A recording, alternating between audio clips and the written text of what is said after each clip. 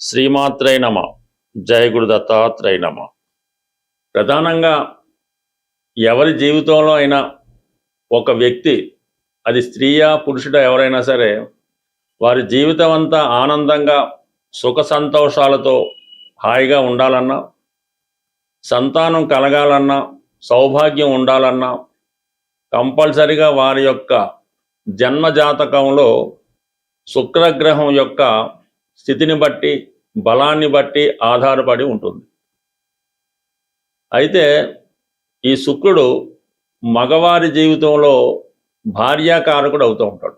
అంటే ఎవరైనా అబ్బాయిల జాతకంలో శుక్రుడు మంచి ఉచ్చులో ఉండి బలంగా ఉంటే వారికి బాగా సౌందర్యవతి, ధనవంతురాలు, గుణవతి అయినటువంటి భార్య రావడం జరుగుతుంది. వివాహం తర్వాత వారి జీవితం చాలా సక్సెస్ఫుల్గా వెళ్ళడం జరుగుతుంటుంది.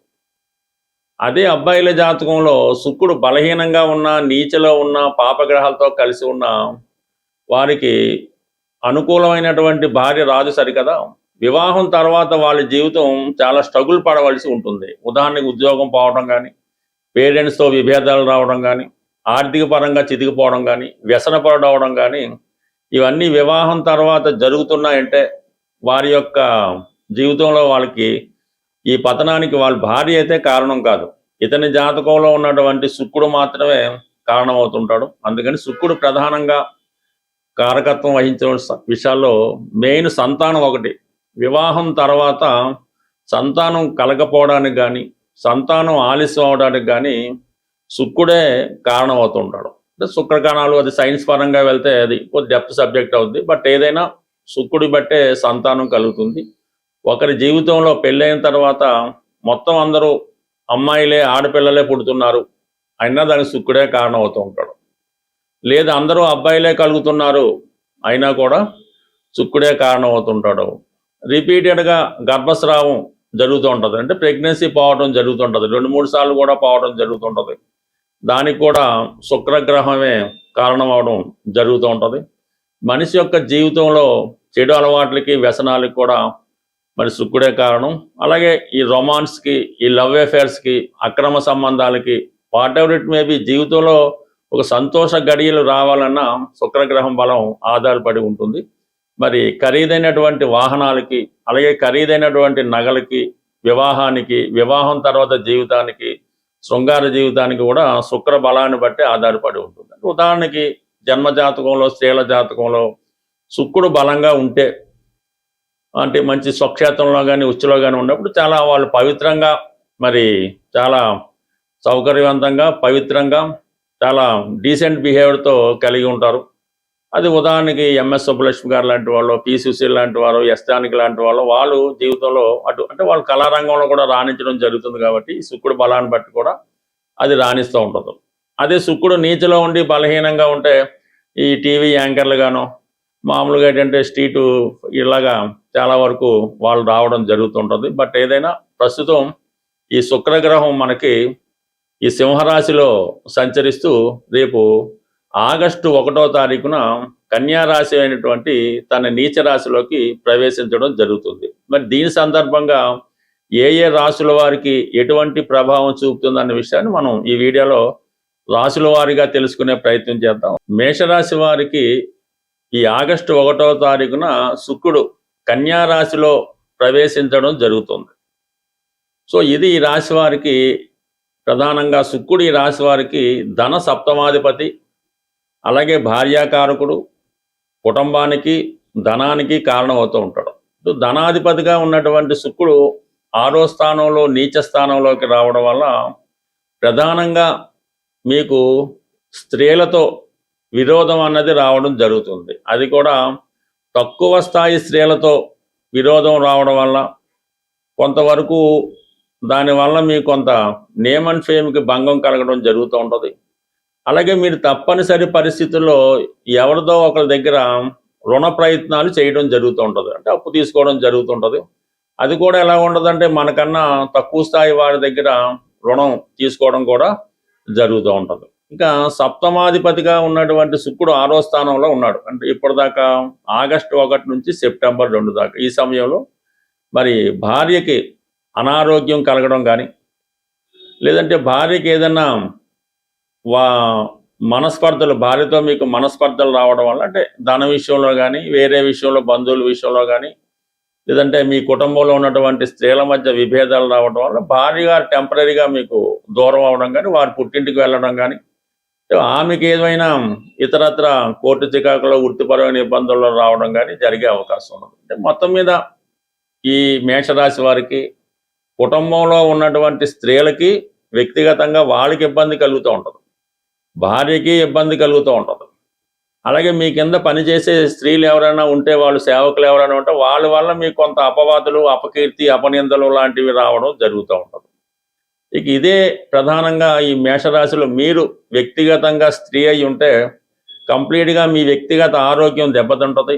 ఏదో ఒక రూమర్ మీ మీద రావడం జరుగుతూ ఉంటుంది. కొంత మిమ్మల్ని అపకీర్తి చేయడానికో, మిమ్మల్ని భర్త నుంచి వేరు చేయడానికో కొంతమంది ప్రయత్నం చేస్తూ మీ మీద కొన్ని నిందలు వేయడం కూడా జరుగుతూ ఉంటుంది.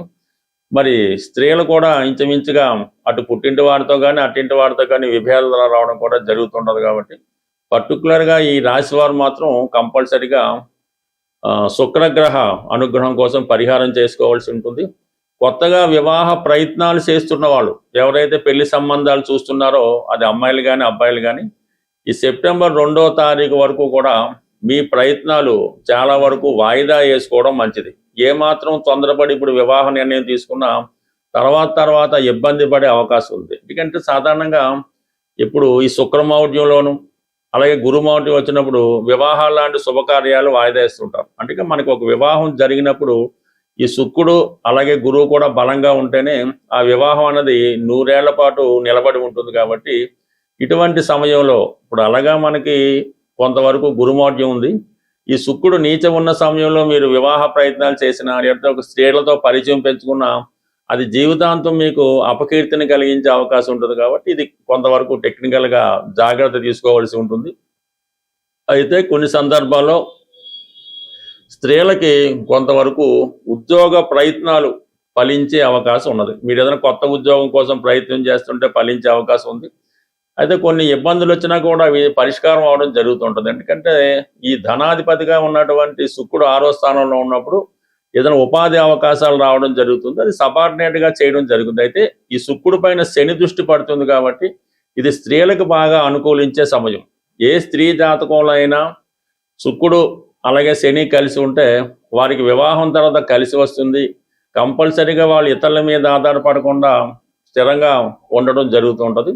అలాగే ధనాధిపతి 6వ స్థానం కూడా కొంతవరకు మీకు ఈ వృత్తిపరంగా అవకాశాలు రావడం, అలాగే ఈ శుక్రుడికి లాభస్థానంలో గురుగ్రహ సంచారం, అంటే శుక్రుడు బేస్ చేసుకొని మనం గోచారం పరిశీలించినప్పుడు అటు శని గురువుల సంయుక్తంగా ఈ శుక్రుడికి శుభ ఫలితాలు ఇవ్వడం వల్ల కొన్ని ఇబ్బందులు ఎదుర్కొన్నప్పటికీ కూడా అవి చాలా వరకు మీకు చివరికి అనుకూలంగా మారడం జరుగుతుంది. శుక్రగ్రహ పరిహారాలు అన్నవి చాలా సులభంగా చేసుకోవచ్చు. అంటే ఇంజనల్గా శుక్రగ్రహానికి డైమండ్ ఉంగరం పెట్టుకోవడం, 6 ముఖాల రుద్రాక్ష ధరించడం, ఈ బొబ్బర్లు దానం చేయడం, ఇవన్నీ కూడా ప్రాథమికంగా ఉన్నటువంటి రెమెడీలు. ఇవి అందరికీ అన్ని విషయాల్లో కలిసి రాకపోవచ్చు.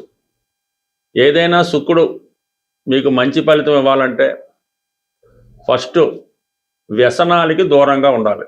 ఎటువంటి వ్యసనం కూడా జాతకుడిని శుక్రగ్రహం అనుగ్రహానికి కారణం అవుతూ ఉంటుంది. అది తాగుడు అవ్వచ్చు, పేకాట అవ్వచ్చు, వ్యభిచారం అవ్వచ్చు, మరేదైనా అవ్వచ్చు. ఇది కంప్లీట్గా మీరు వ్యసనాలకు దూరంగా ఉంటే ఆటోమేటిక్గా శుక్రగ్రహ అనుగ్రహం లభిస్తుంది. ఇది స్త్రీలకు కూడా వర్తిస్తుంది. స్త్రీలను గౌరవంగా చూడటం, ఏ స్త్రీ అయినా, చిన్న పాప అయినా, పెద్దమ్మ అయినా, తల్లి అయినా, తండ్రి అయినా, ఎవరినైనా సరే గౌరవప్రదంగా చూడవలసి ఉంటుంది. వాళ్ళని గౌరవించవలసి ఉంటుంది. వాళ్ళు ఏ పని చేయని కూడా మనకు అనవసరం, వాళ్ళని గౌరవించదే మీరు కంపల్సరీగా శుక్రగ్రహ అనుగ్రహం పొందడం జరుగుతూ ఉంటుంది. అయితే చిన్న పరిహారం కూడా ఉంటుంది. అంటే మగవాడికి సహజంగా స్త్రీలను చూడడం అన్నది సహజంగా ఉంటుంది. మీరు ఏదైనా చూడకూడని దృష్టితో ఒక స్త్రీని మీరు చూసినప్పుడు ఆ పాప పరిహారం నిమిత్తం మీరు ఆ స్త్రీ యొక్క పాదాలని చూసి, ఆ పాదాల వంక చూసి ఒకసారి మనసులో నమస్కారం చేసుకుంటే ఆ పాప ఫలితం మీకు పోవడం జరుగుతుంది.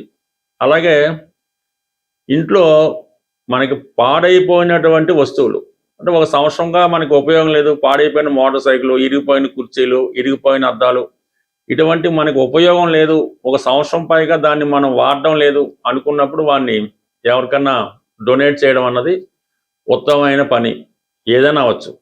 దాని తర్వాత ఏంటంటే అద్దాలు, ఇంట్లో ఉన్నటువంటి అద్దాలు చాలా క్లియర్ కట్గా నీట్గా ఉండాలి.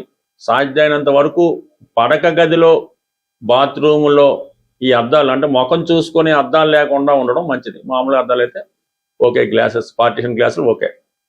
తర్వాత ఇంట్లో ప్రధానంగా పూజ గదిలో ఉంచవలసినవి అంటే మీ యొక్క బీరువాలో దక్షిణావృత శంఖం, చక్కగా మంచి దక్షిణావృత శంఖాన్ని పెట్టుకోవచ్చు.